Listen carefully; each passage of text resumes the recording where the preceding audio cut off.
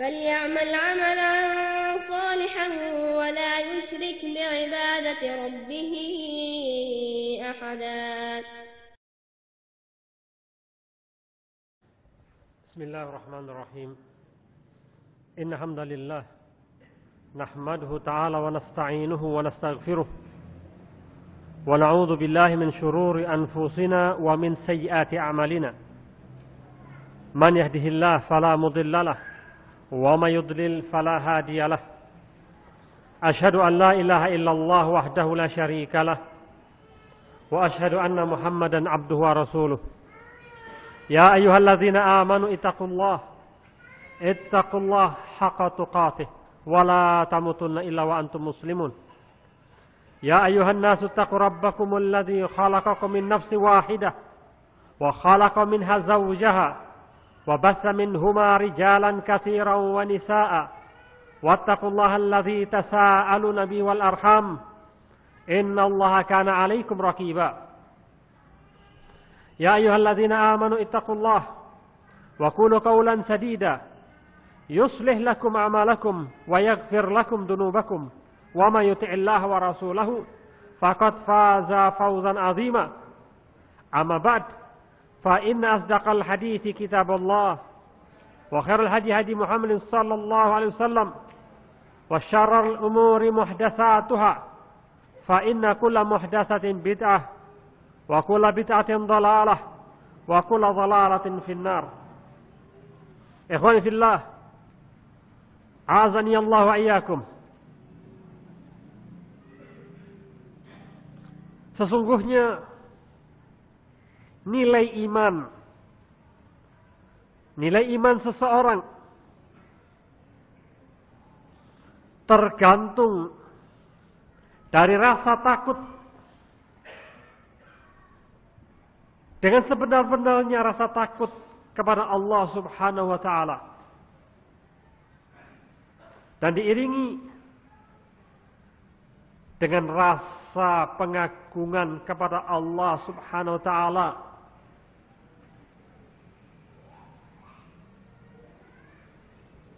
Rasa takut inilah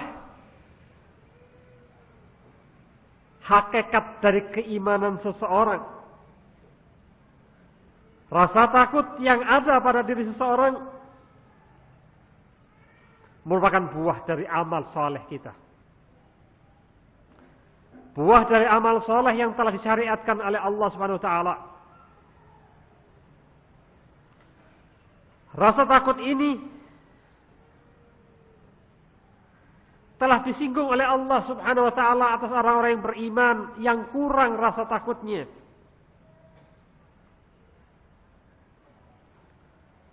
Ketika si muslim menunda-nunda rasa ketundukan kepada Allah Subhanahu wa taala,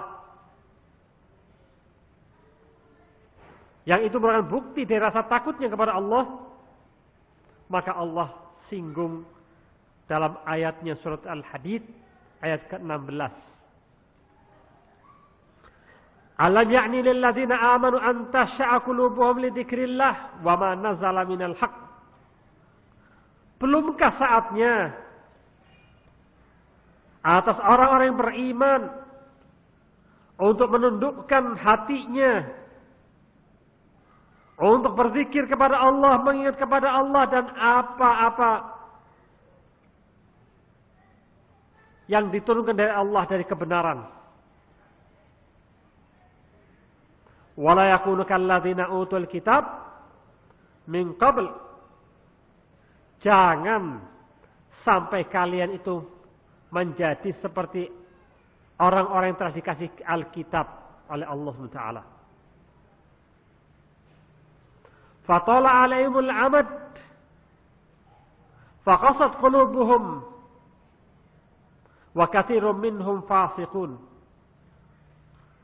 Karena jangka yang panjang, waktu yang panjang mereka tidak pernah berzikir kepada Allah. Karena waktu yang panjang itu dia tidak mau kembali kepada Allah, tidak mau mengingat kepada Allah. Apa akibatnya? faqasat qulubuhum wa katsirun minhum fasiqun. Akibatnya adalah hati mereka membatu, mengeras, dan mereka menjadi orang fasik. Ayat ini ikhwan fillah azakumullah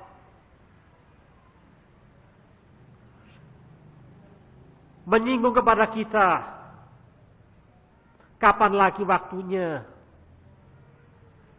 kita untuk memperbaiki hati kita. Kapan lagi waktunya hati kita ini akan kita jadikan lunak. Jangan dibiarkan mengeras. Kapan lagi waktunya hati ini tunduk untuk berzikir kepada Allah, mengingat Allah Subhanahu wa taala.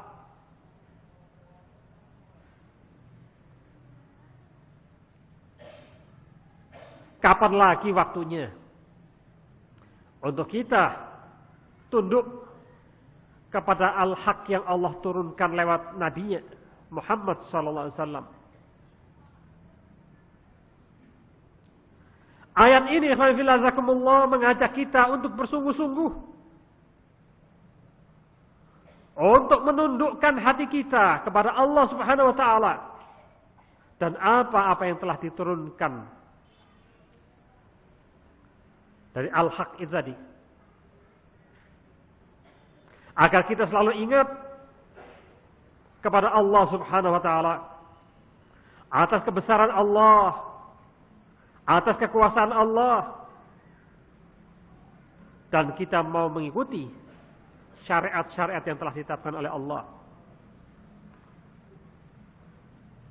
Jangan sampai kita ini seperti orang Yahudi dan Nasrani. Wala yakunu kalladzina utul kitab. Jangan sampai seperti mereka. Mereka telah diberi oleh Allah Alkitab untuk melunakkan hatinya. Akan tetapi mereka meninggalkan Alkitab. Sehingga hati mereka menjadi mengeras bagaikan batu. Faqasat qulubuhum. Hati mereka mengeras menjadi batu karena tidak mau mengingat kepada Allah Subhanahu wa taala.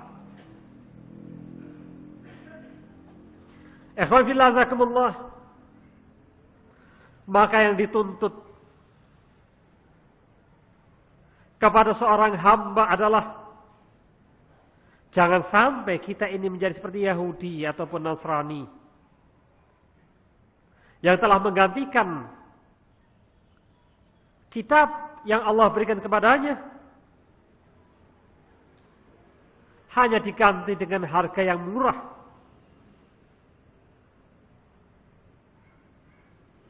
Akhirnya hati mereka menjadi keras.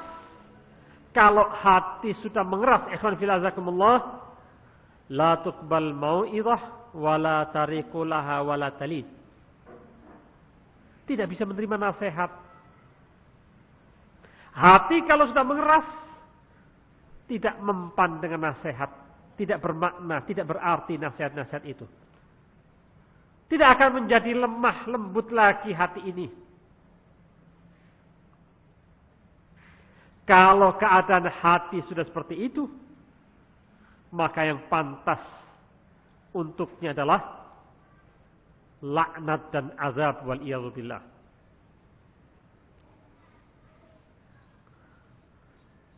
Allah memperumpamakan hati yang keras dengan perumpamaan seperti batu. Bahkan Allah perumpamakan batu saja kalah dengan hati yang tidak mau berzikir kepada Allah, dengan hati yang tidak mau peduli lagi mengingat kepada Allah Subhanahu wa taala. Dalam surah Al-Baqarah ayat 74 Allah berfirman, Tsumma qasat qulubukum min ba'di dzalik. Kemudian setelah itu hati mereka menjadi keras. Fahiya kal hijarah. Hatinya mengeras bagaikan batu. Au asyadda qaswah. Bahkan batu lebih kalah kerasnya dibanding hati. Batu kalah keras daripada hati. Kalau hati sudah menjauh dari Allah, maka bisa lebih keras daripada batu. Wa inna minal hijarati lamma yatafajjaru minhu al-anhar. Wa inna minha lama yashaqqaqu fayakhruju minhal ma'. Wa inna minha lama yakhbitu min khasyatillah. Di antara batu itu ada yang mengalir di bawahnya sungai-sungai. Ada pula yang pecah mengeluarkan air. Ada yang karena takutnya dia meluncur. Batu punya rasa takut kepada Allah. Meluncurnya batu adalah karena rasa takut dia kepada Allah Subhanahu wa taala. Wa inna minha lama yahbitu min khasyatillah. Kenapa meluncur? Karena rasa takut kepada Allah Subhanahu wa taala. Wa mallahu bighafilin amma ta'malun. Ketahuilah bahwa Allah tidak pernah lalai atas apa yang kalian perbuat. Allah perumpamakan dalam ayat ini bahwa hati yang tidak mengingat kepada Allah, bahwa hati yang sudah mengeras, maka batu pun kalah kerasnya. Karena batu bisa pecah ketika mengingat Allah Subhanahu wa taala. Maka Allah tutup ayat ini, wa mallahu bighafilin amma ta'malun. Ketahuilah wahai manusia, bahwa Allah tidak pernah lupa terhadap apa yang kalian perbuat itu. Apapun yang kalian perbuat wahai manusia, ketika lupa kepada Allah, tidak mau mengingat Allah, berbuat maksiat, maka semuanya itu teringat oleh Allah Subhanahu wa taala. Wa mallahu bighafilin amma ta'malun. Allah tidak pernah lupa atas apa yang kau lakukan.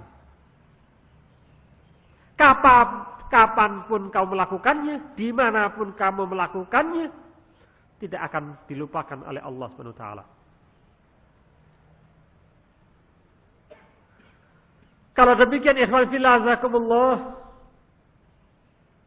ayat ini menunjukkan bahwa layyinul qalb wa riqatuhu itu menunjukkan khasyah.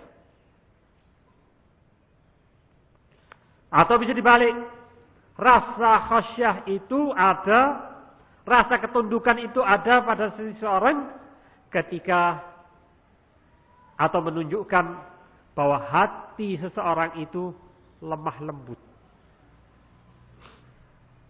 Hatinya lembut, halus hatinya. Sehingga sebaliknya juga, jika rasa khasyah atau rasa ketundukan kepada Allah tidak ada pada diri seorang, tidak ada pada kalbu seseorang, maka itu menunjukkan bahwa kalbunya dalam keadaan membeku. Na'udzubillah. Maka sungguh mengherankan keadaan manusia kalau sudah sampai jumud, beku hatinya. Karena hati yang beku itu tidak berpengaruh nasihat-nasihat yang ada. Dibacakan ayat-ayat Allah kepadanya tidak berpengaruh.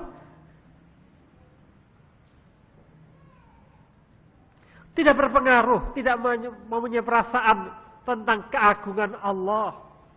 Walaupun lisannya mengatakan, Allah itu Maha Agung ya. Tapi pada kenyataannya, pada prakteknya tidak ada artinya. Tidak pengaruh pada hatinya. Walaupun dia dalam ucapannya demikian. Tetapi kenyataannya sama sekali.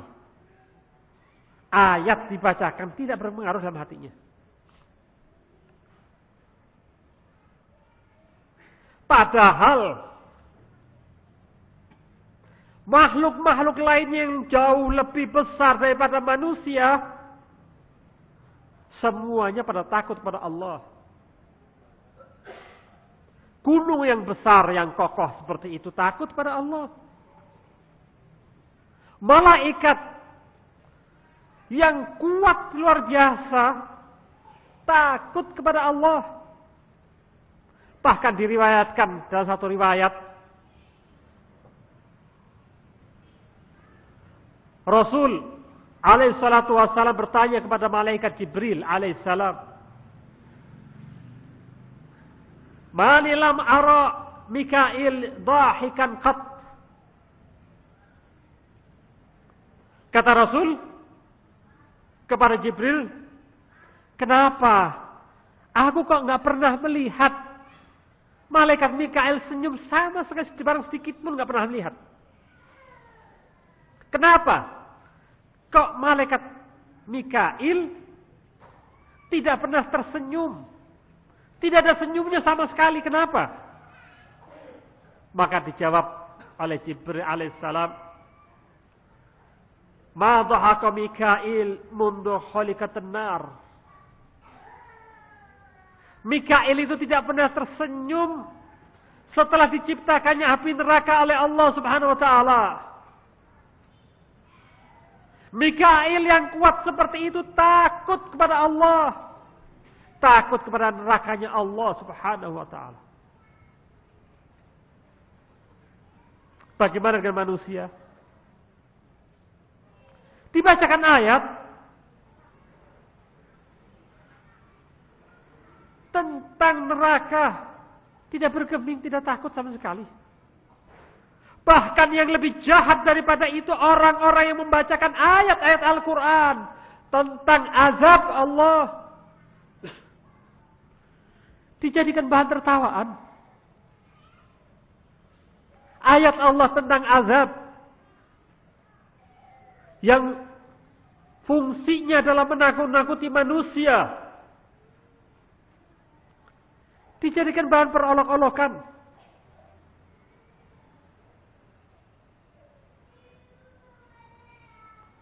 Yang demikian sering kita dengar orang yang berbicara di atas mimbar tentang ayat-ayat Allah, bahkan ayat-ayat tentang neraka. Hasilnya semua yang hadirin adalah tertawa terbahak-bahak. Padahal malaikat Mikail yang kuatnya seperti itu, karena rasa takutnya tidak pernah tertawa sama sekali. Takut, betul-betul takut kepada ancaman Allah Subhanahu wa ta'ala. Demikian pula gunung. Gunung ketika diturunkan ayat kepadanya, bisa pecah gunung. Mendengar ayat-ayat Allah. Dalam surat Al-Hasyr, ayat 21 Allah berfirman, "Lau anzalna hadzal Qur'ana ala jabalin." Kalaulah aku turunkan ayat-ayat ini kepada gunung-gunung. Padahal gunung makhluk yang besar, kokoh. Kata Allah, kalau ayat ini kita turunkan ke gunung, la ra'aitahu khashi'an mutasaddian min khasyatillah. maka kalian akan melihat gunung itu meledak, pecah karena rasa takutnya kepada Allah Subhanahu wa taala. Wa tilkal amsalu nadribuha lin-nas la'allahum yatafakkarun. Permisalan ini diperuntukkan untuk manusia, agar manusia mau berpikir, mau mengambil pelajaran. Kalau malaikat tunduk, kalau gunung bisa pecah dengan ayat-ayat Allah karena takutnya, pantaskah kita yang lemah, yang dhaif, yang kecil, demikian sombongnya, mengeras-kerasnya hati-hati kita. Diingatkan, tidak mudah untuk tunduk kepada Allah Subhanahu wa taala.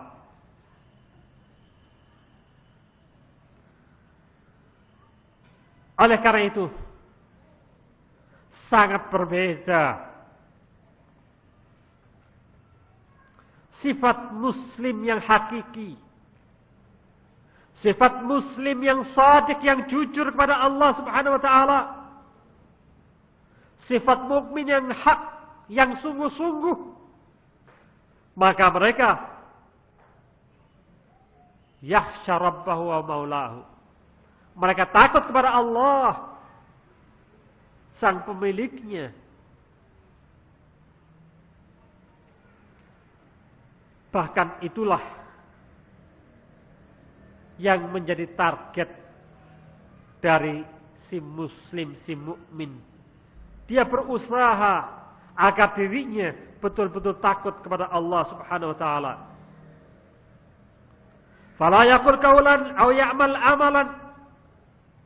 Tidaklah dia berucap dengan suatu ucapan, tidaklah dia berbuat dengan satu perbuatan, illa wa huwa yuqaribullah ta'ala fihi.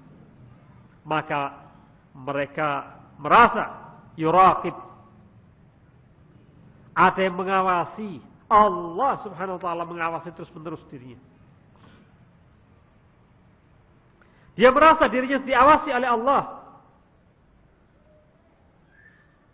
Allah yang maha melihat, Allah yang maha tahu. Maka dimanapun si mukmin berada, selalu merasa diri diawasi oleh Allah. Sawan kana fi amalin saghirin aw kabirin. Rasa terawasi oleh Allah itu dalam semua amalannya. Semua amalan yang dia lakukan, dia merasa bahwa Allah Subhanahu wa taala mengawasinya. Entah itu amalan yang besar ataupun amalan yang kecil. Entah itu di malam hari ataupun di siang hari, sama bagi dia. Allah tidak digelapkan dengan gelapnya malam hari. Tetap saja Allah bisa melihat. Sama saja bagi dirinya.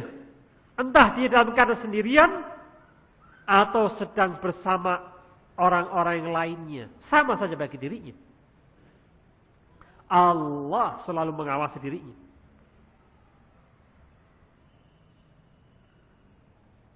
Maka al-khasyah, rasa tunduk dan rasa takut kepada Allah Subhanahu wa taala, wasfun lasiqun bil mu'min.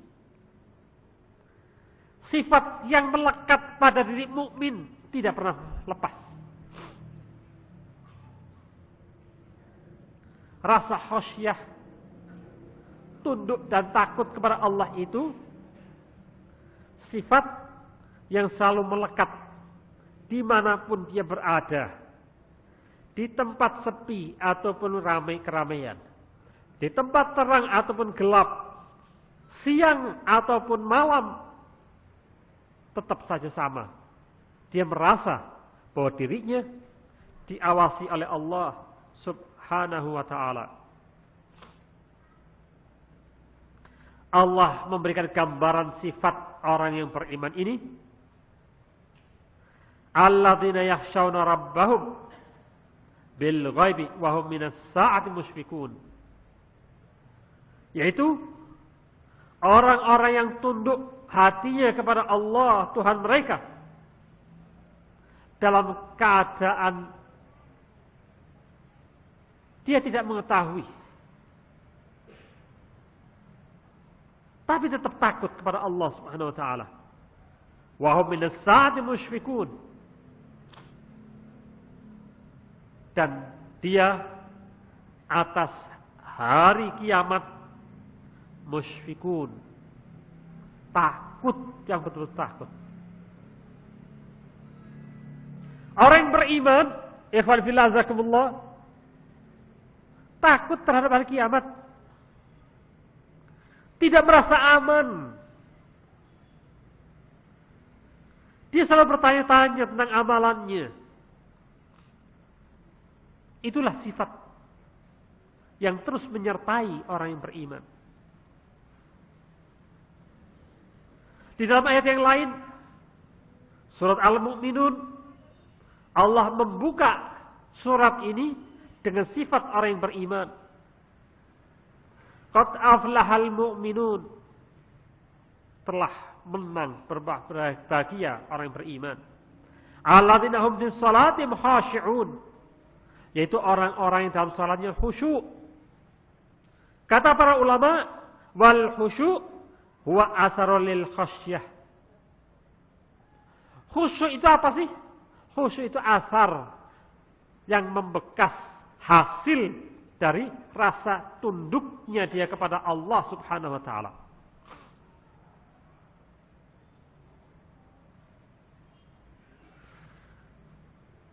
Allah Subhanahu wa taala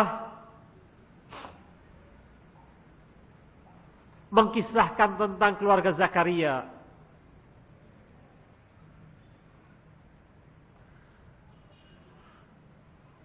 Keluarga Zakaria alaihissalam dikisahkan bagaimana sifat mereka.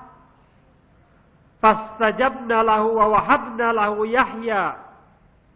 Kata Allah, maka aku kabulkan doanya dan aku beri dia Yahya. Ketika Nabi Zakaria berdoa kepada Allah, minta anak, maka Allah kabulkan dengan lahirnya atau diberi Yahya alaihissalam. Wa aslahna lahu zawjahu, dan aku berikan kesempatan istrinya mengandung, padahal sudah di luar usianya. Innahum kanu yusari'una fil khairat. Kenapa Allah mengabulkan doanya? Karena mereka yusari'una fil khairat, bersegera untuk melakukan tindakan kebaikan-kebaikan, kebajikan-kebajikan. Wa yad'unana raghaban wa rahaba. Dan mereka ketika berdoa itu dalam keadaan harap-harap cemas.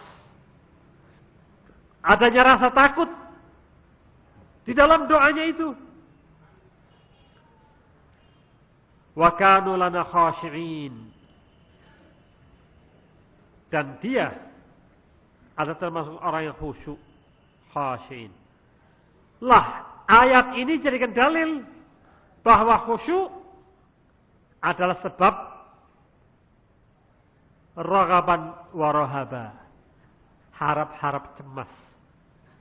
Karena rasa takutnya itulah yang menjadikan dia berdoa dengan khusyuk, beribadah kepada Allah dengan khusyuk, sehingga khusyuk adalah hasil dari perbuatan tunduk hati kepada Allah, rasa takut dia kepada Allah Subhanahu wa taala.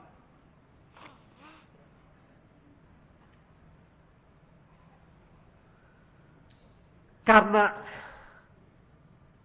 rasa khosyah inilah, ikhwani fillah azakumullah, yang menyebabkan Rasul alaihi salatu wassalam menangis, takut, beribadah sampai kakinya bengkak. Kenapa? Rasa khasyah, tunduk kepada Allah Subhanahu wa taala. Padahal Rasul sudah mendapat jaminan. Demikian pula ditiru oleh para sahabatnya radhiyallahu anhum. Mereka menangis kepada Allah Subhanahu wa taala ketika mendapatkan peringatan-peringatan. Banyak contoh yang bisa kita ambil, yang bisa kita baca. Demikian pula generasi seterusnya, setelahnya. Dari orang-orang yang beriman. Kita ambil contoh. Generasi pertama dari murid Rasulullah SAW. Sahabat Rasul. Utsman bin Affan radhiyallahu anhu. Beliau radhiyallahu anhu jika berdiri di atas kubur, beliau menangis. Menangis tidak tanggung-tanggung, ikhwan fillah azakumullah. Menangis, betul-betul menangis seperti orang yang sedang ketakutan sampai lehyanya, jenggotnya itu basah. Ketika ditanya, kenapa kok demikian? Maka beliau mengatakan, Inni sami'tu Rasulullah sallallahu alaihi wasallam yaqul, aku telah mendengar Rasulullah SAW berkata, Al-qabru awal manzilu minal manazil akhirah. Kubur itu adalah tempat pertama yang kita turun ke akhirat. Tempat pertama yang kita kunjungi di antara alam akhirat. Pintu masuk ke alam akhirat adalah kubur. Fa in naja minhu fama ba'dahu aisar. Barang siapa yang selamat di alam kuburnya, maka yang setelah itu akan mudah dia hadapinya. Wa illam yanju minhu, akan tetapi kalau tidak selamat di alam kuburnya, kalau dia diazab di alam kuburnya, kalau alam kuburnya dalam keadaan gelap,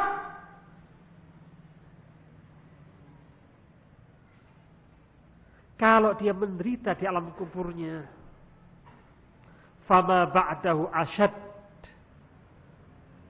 maka yang setelah itu yang akan dihadapi di alam-alam akhirat yang lainnya akan lebih berat dari ketika itu. Lalu beliau mengatakan, qala sami'tu Rasulullah sallallahu alaihi wasallam yaqul, aku telah mendengar dari Rasulullah SAW bahwa beliau berkata, ma ra'aitu manzaran qat illa wal qabr afdha minhu. Aku tidak pernah melihat suatu pemandangan yang lebih mengerikan dibanding kubur. Tidak ada yang lebih mengerikan dari kubur. Utsman karena keimanannya mendengar Rasulullah mengatakan bahwa kubur adalah tempat yang pertama yang kita singgahi. Lalu dia mendengar dari Rasulullah bahwa yang namanya kubur adalah pemandangan yang paling mengerikan. Imannya tergetar, percaya dengan adanya demikian, sampai dia menangis, betul-betul menangis. Takut kalau dia keadaannya tidak selamat di alam kuburnya. Padahal Utsman alaihissalam, Utsman radhiyallahu anhu pada Utsman radhiyallahu anhu. Beliau sudah mendapat jaminan dari Rasulullah SAW. Perkabaran dari Rasul bahwa beliau termasuk ahli surga. Min ashab ahli jannah. Jaminan. Allah yang mengabarkan lewat Rasulnya bahwa dia salah satu dari penduduk surga. Tapi rasa takutnya terus karena keimanan yang ada pada dirinya.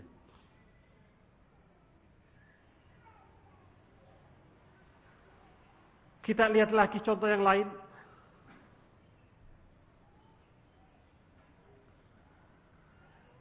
Ketika ayat yang berbunyi ya ayyuhalladzina amanu la tarfa'u aswatakum fawqa sautin nabi wa la tajharu lahu bil qawli kajahri ba'dikum li ba'd an tahbata amalukum wa antum la tash'urun. Wahai orang-orang yang beriman, janganlah kalian mengeraskan suara-suara kalian di atas suara Nabi. Janganlah kalian mengeraskan suara seperti kalian mengeraskan suara kepada yang lainnya. Kalau itu yang kalian lakukan, antahbata amalukum wa antum la tash'urun. Akan rusak amalanmu dan kamu tidak merasa. Barang siapa yang berkata keras kepada Nabi di atas suaranya Nabi, dikatakan dalam ayat ini, antahbata amalukum wa antum la tash'urun. Akan rusak amalanmu. Ketika ayat ini turun,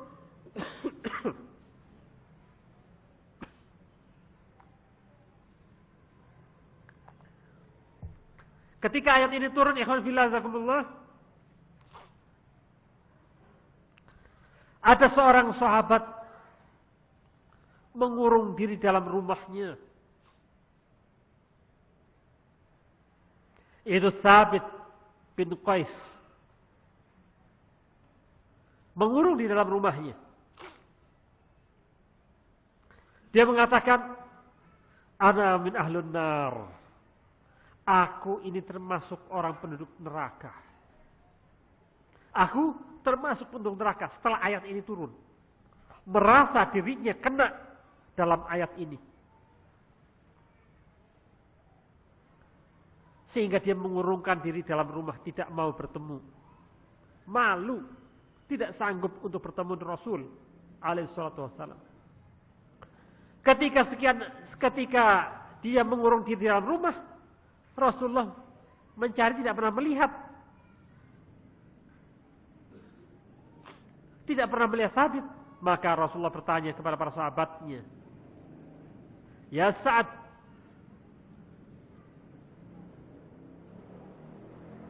ma sa'nu Thabit astaki? Bagaimana kabarnya si Thabit? Apakah ada keluhan?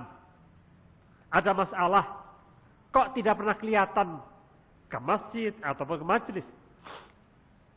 Maka jawab oleh Sa'ad yang ditanya oleh Rasul, innahu lajari wa ma'alimtu lahu bisyakwa. Dia adalah tetanggaku, tapi aku tidak pernah mendapatkan keluhan tentangnya. Maka Sa'ad pun datang ke rumah Thabit dan menyampaikan bahwa Rasulullah menanyakan dirinya. Maka dia pun mengatakan, unzilat hadhil ayah, telah turun ayat ini. Laqad alimtum anni min arfa'ikum sautan ala Rasulillah sallallahu alaihi wasallam. Sementara kalian tahu bahwa suaraku inilah yang paling keras di antara suara kalian, di atas suara Nabi SAW. Fa'ana min ahlun nar. Maka dengan demikian, Aku ini termasuk penduduk neraka kalau demikian. Merenungi nasibnya, takut kepada Allah dengan turunnya ayat ini. Ayat ini adalah sedang menyinggung dirinya, perasaan dia. Maka disampaikanlah yang demikian oleh saat kepada Nabi SAW. Maka Rasul setelah mendengar berkata, faqala Rasulullah SAW, bal huwa min ahlul jannah. Katakan, bahkan dia termasuk penduduk sorga, bukan neraka. Memang tabiatnya suaranya, asli suaranya, tapi perasaan hatinya lembut. Ketika ayat turun, dia yakin ini dirinya yang kena dalam ayat ini. Langsung dia merenungi nasibnya bahwa merasa dirinya akan hancur, masuk neraka. Bandingkan dengan diri kita, ikhwan fillah azakumullah. Yang seringkali, ini bukan buat saya. Ayat ini ditujukan buat si fulan atau si alan. Memang pas sekali ayat ini mengenai si fulan. Tidak mengintrospeksi pada dirinya, tidak bertanya pada dirinya.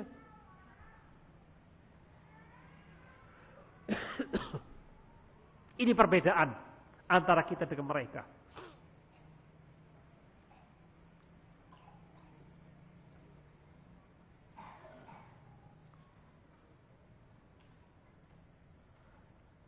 Lihat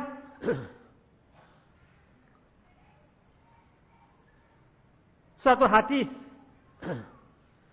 yang diriwayatkan oleh Bilal bin Harith al-Muzani radhiyallahu anhu.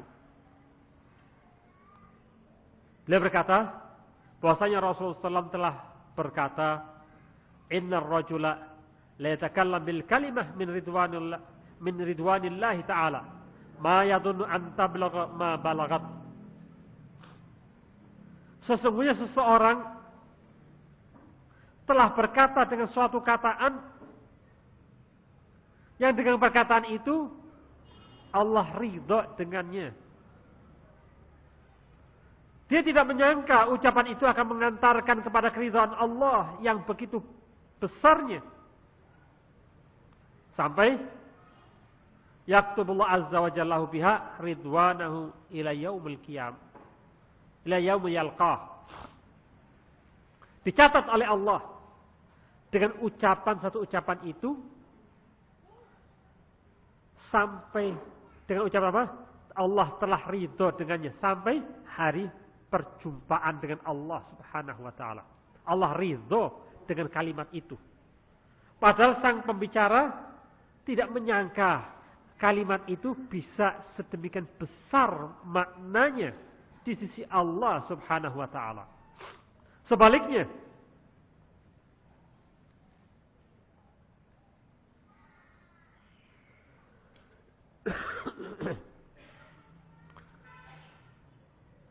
wa inna rajula yatakallam bil kalimah min sakhatillahi ta'ala ma yadhunnu an tablagh ma balagat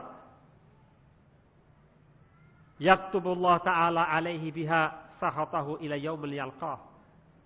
Ada suatu ucapan yang diucapkan oleh seseorang yang disangkanya kalimat ini adalah kalimat kecil, nggak ada artinya.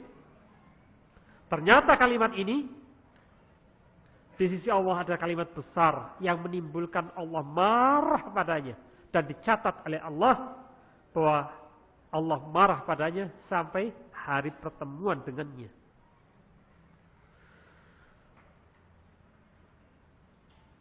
Kata Alqamah, salah seorang perawi dari hadis Bilal ini tadi, kam min kalamin qad mana'anihi hadis Bilalin bin Harith.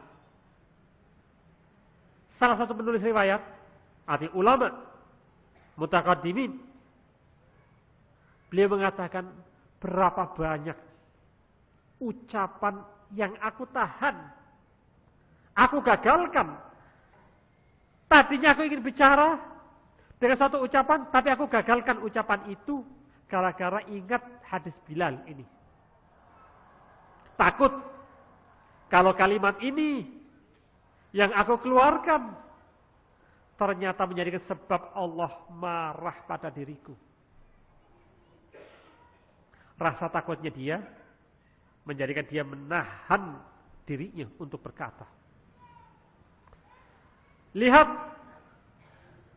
seorang tabi'in, muridnya para sahabat, yang belajar kepada Umar, belajar kepada Ibnu Umar dan lain sebagainya. Dia adalah Ibrahim At-Taimi. Ada ucapan beliau yang luar biasa. Beliau mengatakan, "Ma aradtu qawli ala amali illa khasyaitu an akuna mukadziban." Tidaklah aku cocokkan ucapanku dengan amalanku, kecuali aku takut setelah itu. Setelah aku cocokkan ucapanku dengan amalanku, aku khawatir kalau aku ini termasuk pendusta. Banyak ngomong, tetapi amalannya tidak ada. Amalannya tidak sesuai. Tahukah ikhwan fillah siapa Ibrahim At-Taimi ini? Dia adalah imam di zamannya. Di zaman itu, di zamannya murid-murid sahabat masih banyak. Sudah dinyatakan sebagai imam dan ahli ibadah.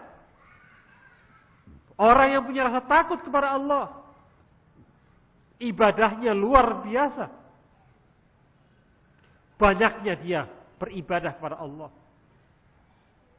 Tetapi rasa takutnya, perbuatan yang segitu banyaknya dia lakukan, masih khawatir kalau ternyata ucapannya tidak sesuai dengan perbuatannya. Bagaimana dengan kita? Apa yang sudah kita perbuat? Bagaimana dengan ucapan kita? Lebih banyak manakah ucapan kita dengan perbuatan kita? Itulah kita. Sangat berbeda dengan mereka. Itulah kita. Keimanan kita yang segitu.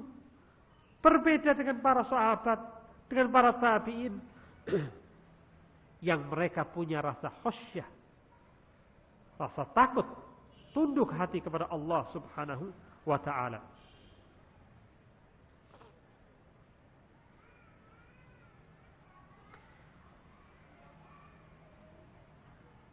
Kata Ibnu Abi Mulaikah, "Adraktu 30 min ashabin Nabi sallallahu alaihi wasallam." Aku telah berjumpa dengan 30 sahabat Rasul. Kulluhum yakhafun nifaq ala nafsihi. Semua dari 30 yang aku temui itu tadi sahabat loh. Yang mereka dapat jaminan masuk surga. Kulluhum yakhafun nifaq ala nafsihi. Mereka semua takut ada kemunafikan di dalam dirinya. Ma minhum ahadun yaqulu innahu ala iman Jibril wa Mikail. Tidak ada satupun di antara mereka yang merasa bahwa iman mereka seperti imannya Jibril atau imannya Mikail, tidak ada. Semuanya merasa khawatir kalau dirinya ada kemunafikan di dalam hatinya. Maka disebutkan oleh Hasan Al-Basri, "Ma khafu illa mu'min, ma khafuhu illa mu'min, wala aminahu illa munafik." Tidaklah seseorang yang merasa takut dalam perkara seperti ini kecuali dialah si mukmin. Tidak merasa aman. Sebaliknya, yang merasa aman tidak ada rasa takutnya, ketahuilah dia itulah munafik. Munafik berbuat apapun yang besar sekalipun tidak takut kepada Allah. Masih saja merasa dirinya masih beriman kepada Allah. Masih saja dirinya merasa orang yang paling hebat. Padahal dia telah melakukan perbuatan-perbuatan yang jauh dari kebenaran.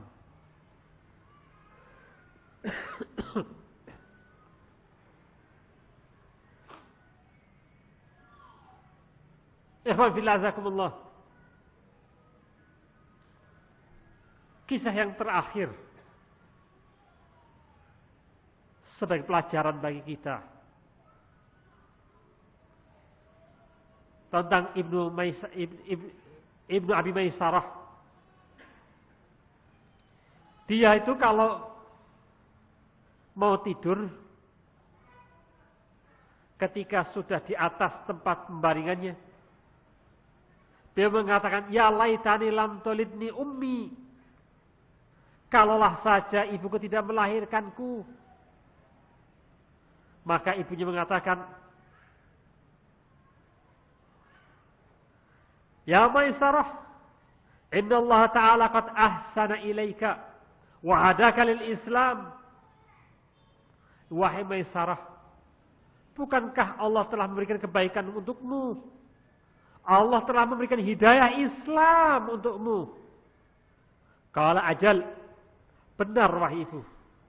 Walakin Allah Ta'ala qad bayyana lana ana wariduna 'alan nar. Akan tetapi Allah telah menerangkan dalam ayatnya bahwa kita semua waridun, melewati neraka. Karena Allah Subhanahu wa taala dalam surat Maryam mengatakan wa inna minkum illa wariduha. Dan tidaklah ada kecuali di antara kalian kecuali atau pasti melewati neraka itu. Siapapun di antara kita pasti akan melewati neraka. Lah, ucapan ini masuk dalam diri Maisarah ini. Sampai selalu teringat ketika di atas tempat tidurnya. Sampai beliau mengatakan, kalaulah saja aku tidak dilahirkan oleh ibuku. Sebabnya adalah ayat Allah yang mengatakan bahwa setiap kita pasti akan melewati neraka. Kata beliau, walam yubayyin lana anna sadiruna anha. Dan tidak ada keterangan dari Allah bahwa kita akan selamat ketika melewatinya. Tidak ada jaminan. Oleh karena itu, aku takut kalau aku termasuk terjatuh. Rasa takutnya itu sampai menimbulkan keyakinan seandainya saja aku tidak pernah dilahirkan. Sehingga tidak akan pernah melewat neraka itu. Inilah rasa takut yang ada, ikhwan fillah azakumullah, pada diri para orang-orang yang beriman dengan sebaik-baik, dengan sebenar-benarnya iman. Lalu, bagaimanakah agar kita bisa mempunyai rasa takut, mempunyai rasa ketundukan kepada Allah Subhanahu wa taala? Maka yang pertama adalah ilmu tentang Allah, tentang keagungan Allah, dan tentang makhluk-makhluk ciptaan Allah. Juga